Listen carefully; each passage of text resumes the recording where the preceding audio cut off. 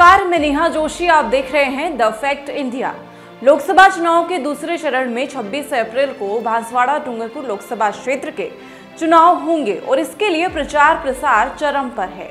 Bharatiya Janata party के प्रत्याशी महेंद्रजीत सिंह मालविया और बागीदोरा विधानसभा उपचुनाव के प्रत्याशी सुभाष तंबोलिया के समर्थक में प्रधानमंत्री नरेंद्र मोदी चुनावी सभा को संबोधित उन्होंने किया है।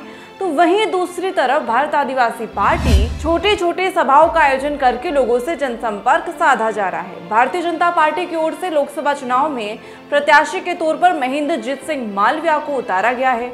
तो वहीं भारत आदिवासी पार्टी ने 84 विधानसभा के विधायक रोत को यानी कि राजकुमार रोत को खड़ा किया है।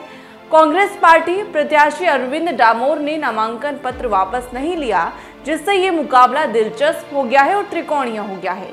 भारत आदिवासी पार्टी ने पहले ही दिन से जनसंख्या के अनुपात में आरक्षण की मांग को लेकर जोरों शोरों से आवाज उठाना शुरू कर दिया और साथ ही भाजपा पर निशाना साधते हुए कहा कि यदि भारतीय जनता पार्टी के प्रत्याशी जीतते हैं तो संविधान खतरे में पड़ जाएगा और यहाँ के युवाओं को नौकरियां नहीं मिलेंगी। उसके बाद राजस्थान में भाजपा के सभी राष्ट्रीय नेताओं ने हर सभा में कहा कि आरक्षण को कोई हाथ नहीं लगाएगा। प्रधानमंत्री मोदी ने तो यहाँ तक कह दिया कि खुद अम्बेडकर आ जाएं तो भी आरक्षण का कुछ नहीं होगा।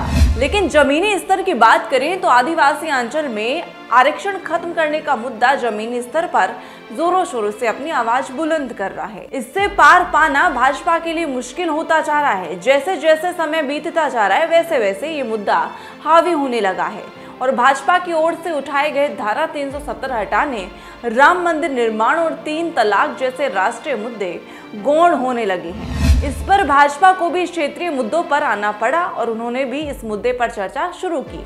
आरक्षण का मुद्दा जनजातीय क्षेत्र के युवाओं में एक बड़ा मुद्दा बनने के बाद भाजपा के स्थानीय नेताओं ने इसको गंभीरता से लिया और अपने भाषणों में इस पर बात करना शुरू किया और युवाओं को आश्वस्त करने का प्रयास किया। किसी भी कीमत पर संविधान में संशोधन नहीं होगा और आरक्षण बदस्तर जारी रहेगा। संभावना है कि जो आज मोदी का जो जनसभा रही है उसके दौरान भी ये बात कहीं ना कहीं लोगों के सामने रखेंगे और इसका कहीं ना कहीं प्रभाव है वो होना संभव है। इन सब पर आपका क्या कुछ कहना है कमेंट करके जरूर बताएं। देखते रहें द फैक्ट इंडिया। मैं नेहा जोशी।